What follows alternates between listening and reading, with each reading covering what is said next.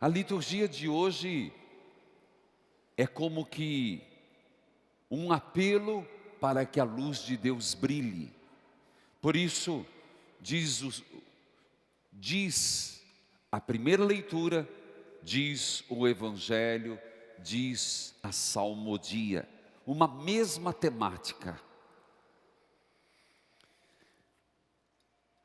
O povo que vivia nas trevas viu uma grande luz.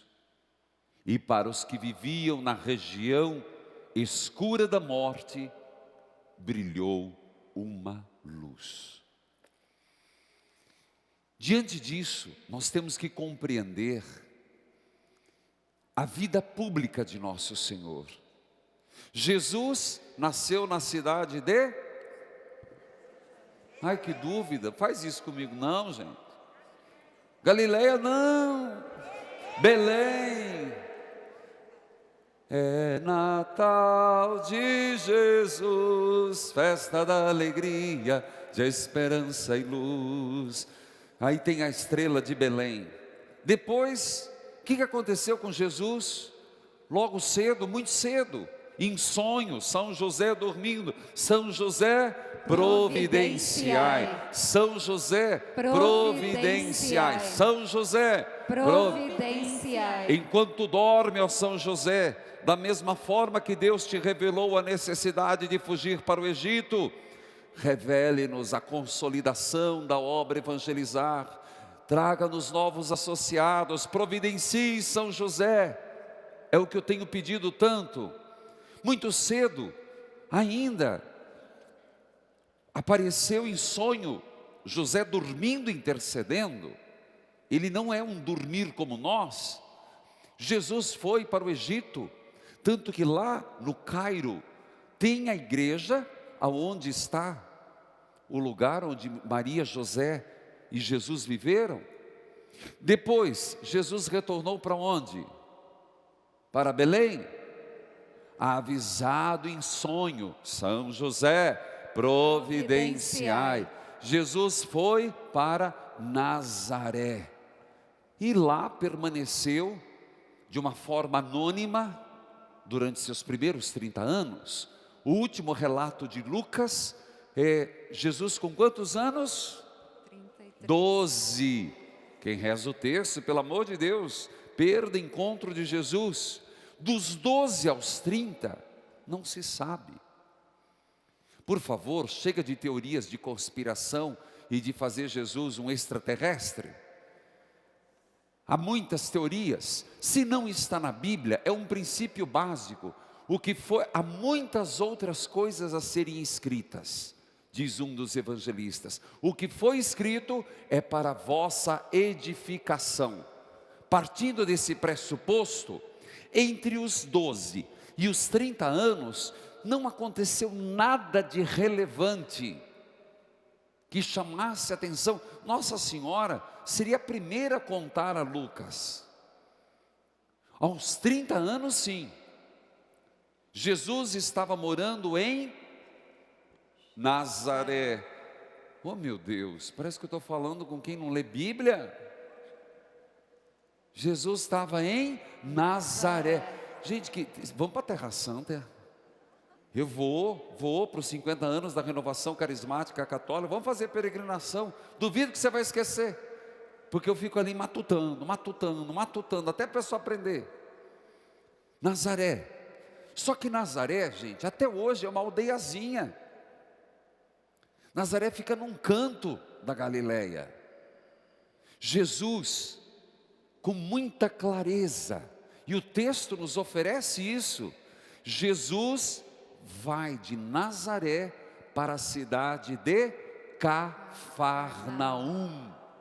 Não pode ser palavra esquisita para nós. Cafarnaum, quem morava em Cafarnaum? São Pedro, a sogra de Pedro. Tanto que em Cafarnaum tem a igreja, que é construída em cima das ruínas da casa de São Pedro. Do lado tem a sinagoga, que lembra a antiga sinagoga, depois a dos cruzados e depois a reforma. Por que Jesus optou por Cafarnaum? Por várias razões. O próprio texto sugere. Que diz que era uma região que ligava. Diz o texto aqui. Quando Jesus andava à beira do mar, diz ali, pera ali, só um pouquinho antes, terra de Zabulon, terra de Neftali, caminho do mar, via mares. Jesus usou o recurso que ele não tinha televisão. Eu tenho certeza que se tivesse ele tinha comprado. Não tinha rádio. Mas Jesus saiu de Nazaré e foi para Cafarnaum, porque lá passava muita gente. E por ser o lugar de passagem das caravanas, a mensagem dele ia mais longe. Jesus era esperto, não foi ele que disse? Sejamos humildes como as pombas e astutos como a serpente. Não foi ele que disse que os filhos das trevas são mais espertos que os filhos da luz? Foi ou não foi? 3 opções. Foi o Papa, foi o padre ou foi Jesus? Ah, graças a Deus. Vocês dão risada, né? Gente do céu, Jesus era muito esperto. Jesus era um grande líder. Jesus era mestre. Se você olhar a personalidade de Jesus, sem falar de santidade, mas a personalidade de Jesus, não bota muita purpurina em Jesus, não. Não gosto daquelas imagens que faz de Jesus muito sofrência. Jesus era um homem determinado, rezava, mas tomava decisão. Jesus sabia por que veio. Ele sabia, tanto é que se ele fosse um fraco, não tinha terminado na cruz. Se ele fosse um medroso, Jesus era um homem de personalidade, e de uma personalidade cativante. Era de uma personalidade que instigava, propositivo. Por isso nos mostra o que é ser cristão.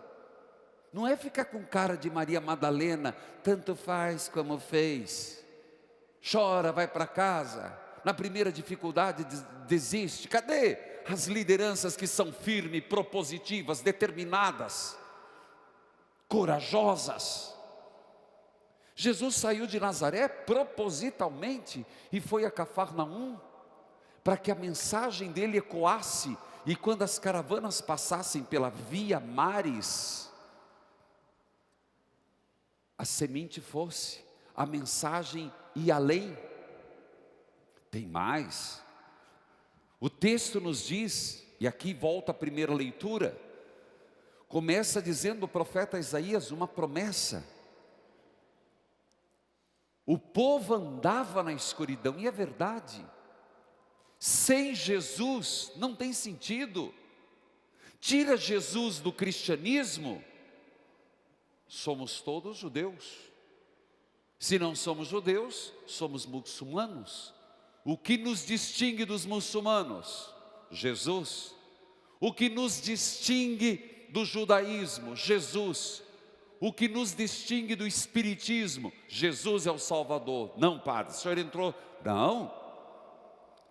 Para o próprio espírita, Jesus é o profeta, para mim é o Salvador e pronto. A pessoa de Jesus Cristo, a pessoa não é um objeto. É exatamente isso que eu quero bater nessa tecla. Jesus é uma pessoa e não um objeto de devoção. Jesus é uma pessoa e não uma filosofia. Esse homem, Jesus Cristo, tinha personalidade. Tinha clareza dos projetos, sofreu, mas foi corajoso. Veio uma luz, e a luz é Jesus. Já diz o prólogo de João, que muito é lido no tempo de Natal, dizendo que essa luz veio para os que andavam na região da morte. E que luz é esta? A luz que foi tão bem proclamada no Salmo. A luz que é Jesus, que é salvação. A luz que é Jesus, que é proteção. Que lindo nós cantamos hoje. O Senhor é minha luz e salvação. O Senhor é a proteção da minha vida. Repita isso. O Senhor é minha luz e salvação. O Senhor é a proteção da minha vida. E faça a atribuição dessa antífona a quem? Jesus Cristo. Paulo faz uma correção fraterna, mas faz. Paulo é outro homem de personalidade. Paulo diz assim: eu estou escutando que entre vocês aí está tendo conversinha boba. Que entre vocês tem gente que diz que gosta mais do padre A, do padre B, do padre C. Pare com isso. Ninguém é de Pedro, ninguém é de Paulo, todos são de Jesus Cristo. O Senhor é minha luz e salvação. Repitam. O Senhor é minha luz e salvação. O Senhor é a proteção da minha vida. O Senhor é a proteção da minha vida. Não é Paulo que salva, não é Pedro que salva, não é padre que salva. Quem salva é Jesus Cristo. E Paulo vai na veia. Corrija a comunidade. Talvez aqui precisamos ser corrigidos. Que ninguém trabalha para ninguém a não ser para Jesus Cristo. E em Coríntios, na nossa comunidade também. No Evangelho, continuemos. Esse homem de personalidade. Jesus tinha clareza da sua missão. Jesus sabe que os filhos da luz, e Ele está dizendo para mim: quem aqui que quer ser filho da luz? Levante a mão. Ótimo, então vamos ser mais espertos. Foi Jesus que mandou. Mais audaciosos, mais corajosos. Vamos ser mais fortes. Nada de ficar se vitimizando, nada de largar o arado e olhar para trás. Nós temos uma missão muito grande. A nossa missão de levar não a nossa luz, a luz que é Jesus. Nada de pegar a mão no arado, nada de ficar eu chamo de roda da zombaria. Começou fofocaiada, sai. Mas eu vou criar inimizade. Se for por essa causa, que crie inimizade. Mas ficar na roda da zombaria é apagar a luz de Jesus Cristo. Porque onde tem maledicência, o diabo fez o seu ninho. Voltamos ao Evangelho. Diz Jesus.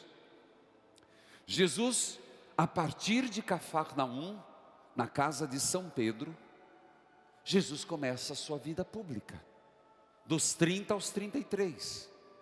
Só que Jesus, gente, comece a observar Jesus, para você ver que homem de personalidade. Eu volto a dizer, intrigante no mínimo. Eu creio que São Pedro era mais velho que Jesus. Olha, que Jesus chega andando pelo mar da Galileia. Não vai pensar que era um mar, era um lago. Até hoje, água doce. Ele vê dois homens, dois irmãos. Quem era irmão de São Pedro? Ai, Pai eterno, Jesus querido. Quem que era irmão de São Pedro? Santo André. Tem dois irmãos ali, Pedro e André. Era irmão de sangue. Esse Jesus andou, olhou para os dois. Você já parou para pensar? Que Jesus olhou e disse: venha, eu vos farei pescadores de homens. Largaram tudo. Primeira disposição de Jesus em buscar. Veja esse homem que ele percebe: eu preciso de ajuda. Gente, ninguém se faz liderança sozinho, ninguém se lidera sozinho. Nós temos um grande problema, que tem muito cocar para pouco índio. Às vezes nós achamos que eu sou o líder. Jesus chegou no primeiro momento dos 30 anos. Começou minha vida pública, eu preciso de ajuda. Se nós entendêssemos isso. E chegou e pegou dois pescadores, Pedro e André, venham. E foram. andou mais um pouco, viu mais 2 irmãos. Quem eram os outros 2 irmãos? São Judas Tadeu e quem mais? João. Que João, padre? João evangelista, primo de Jesus. Você nunca ficou pensando o grau de parentesco? Era tudo bem família. Era, e qual o problema? Pensemos que na Galileia também não tinha. Vamos pensar antigamente nas aldeias, nas colônias. Não era normal casar parente com parente, por quê? Porque não tinha muita opção. Na Galileia eram pouca gente. Mas percebam que Jesus acabou com uma cooperativa de peixe. Pegou 2 irmãos, foi para frente, pegou 2 irmãos, acabou a cooperativa. De Pedro vos farei pescadores de homens. De São Judas Tadeu e de seu irmão João, estava arrumando as redes. Venham. Largaram tudo. Eu fico pensando, tem muitas reflexões.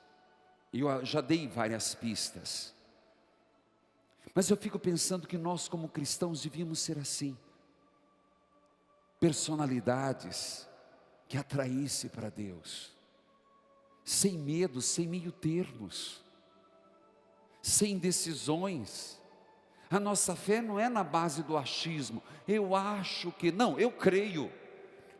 Imagina se a gente começa, eu acho que Deus é Pai Todo-Poderoso, Criador do céu. Eu acho que Jesus Cristo morreu. Não, eu creio. Então vivamos com essa convicção. O mundo, gente, está precisando de lideranças do bem. Nós ficamos criticando as lideranças do mal.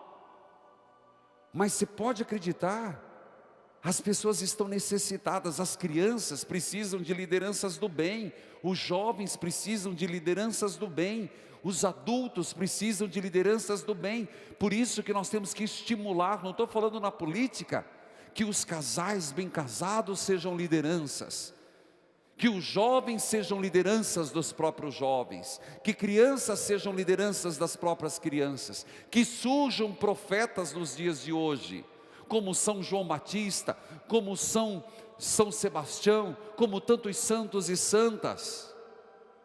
Nós não podemos, não temos o direito de termos uma fé tão nítida, de um homem, uma pessoa tão apaixonante e sermos mornos na fé. Não. Água morna se vomita. Mudemos o nosso ser cristão. Busquemos ser como Jesus. Sermos discípulos autênticos. Amém.